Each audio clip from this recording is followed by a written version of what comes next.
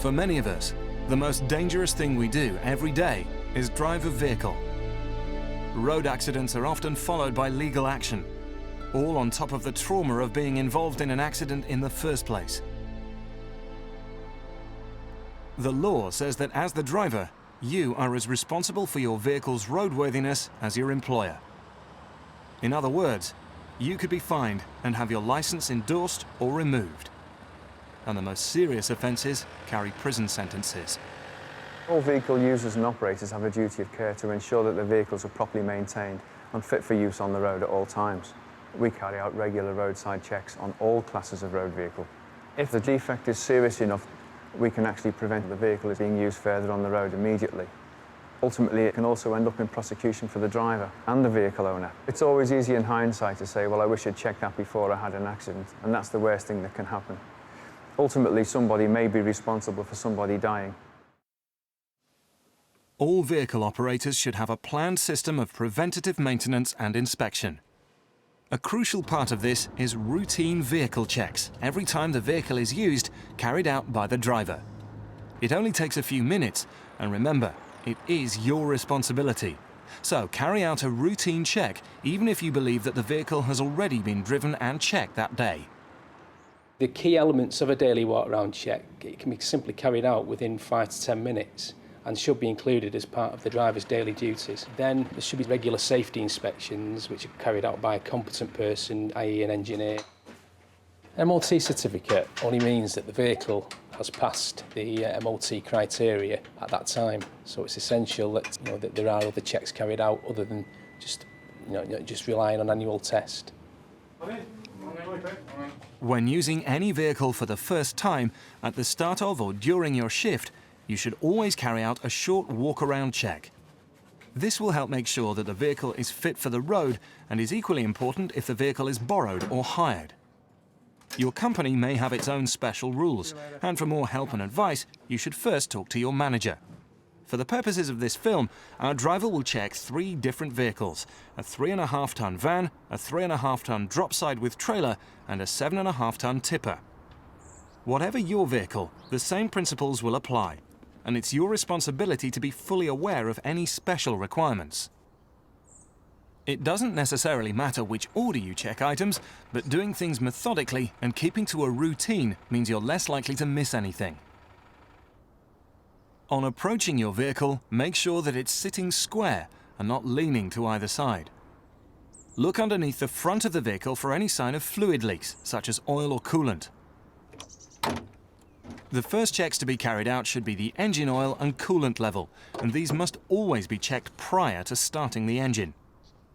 While you're there, it's a good idea to carry out a visual check of the washer bottle, brake and clutch fluids. Next, get into the driver's seat. If you use a tachograph in your vehicle, as in our tipper, start using it as soon as you take over the vehicle. Turn on the engine and look for warnings. If a warning light stays on, don't ignore it. Report it. Check the wipers and washers, the horn, demisters, and temperature controls. Is there excessive play in the steering?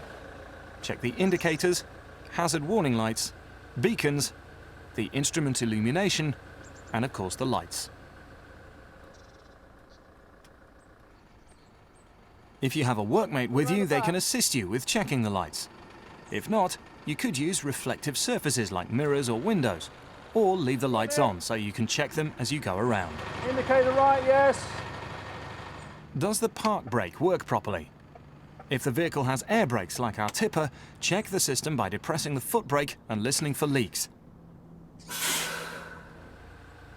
Using your mirrors, check for excessive exhaust smoke. Check the general condition of the cab interior, including items that could obscure your vision, obstructions in the footwell, and the condition of the pedal rubbers. Step out of the vehicle and, starting at the offside cab door, work your way from the offside in an anti-clockwise direction around the vehicle. As you go, check that items that should be there are there. Check that they're secure, in good condition, and that they work. At the front, check things like lights, bodywork, and bumpers. Also remember to check that your number plates and lights are clean. Then work your way around the wing and down the near side. Wheels and tyres are vital to the safety of your vehicle. Check that they're in good condition, that there are no bulges, abrasions or tears in the tyres. Look at the tread depth. The legal minimum is 1.6 millimetres for vans and 1 millimetre for larger vehicles. Do the tyres look underinflated? See if any wheel nuts are worn or loose. Look for signs of insecurity such as rust marks or other indications of wear. If wheel nut indicators are in use, check they're correctly aligned. Once you've checked the near side front wheel, continue down that side, checking things along the way, like doors and the fuel cap. Make sure the seal is in good condition. Check for leaks. Different vehicles have different parts to look at. There may be a hydraulic reservoir to check.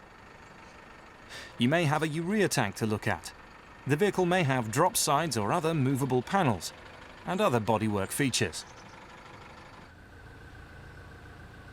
Work your way around the rear and continue your check, making sure things are secure and in good condition. Are the loading doors and the access step secure?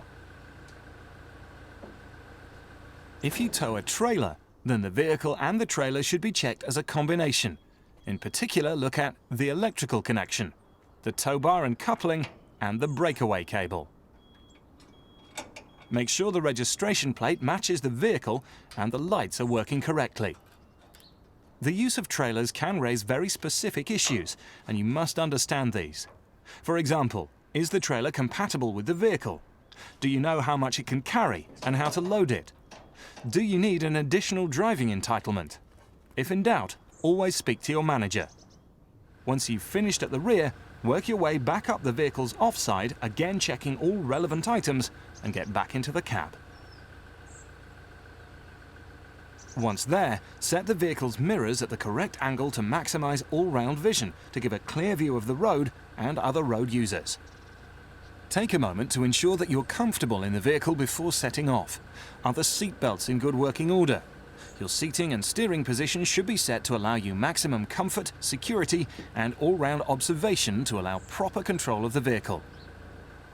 The important thing is to have a routine. Let's recap. First, check the oil and coolant. Next, sit at the driver's seat and check items in the cab. Then, beginning at the offside cab door, walk around the vehicle in an anti-clockwise direction. Throughout the check, ask yourself, is my vehicle safe and legal? You must now fill in any relevant forms. You may be required to do this even if there are no defects. Make sure any defects are notified in line with your organisation's instructions. Hi Cliff, back again. Got a defect on my vehicle. Routine vehicle checks are vital. So, always carry out a check every time you take over any vehicle. Follow a regular routine, that way you're less likely to miss anything. Record and report defects according to your employer's instructions. And remember, it's absolutely crucial to continue to monitor the roadworthiness of your vehicle as you drive. I think the most important thing that people should remember from this is that the role of the driver in carrying out his daily walk-around checks is going to safeguard his licence and his job, and more importantly, the safety of other road users.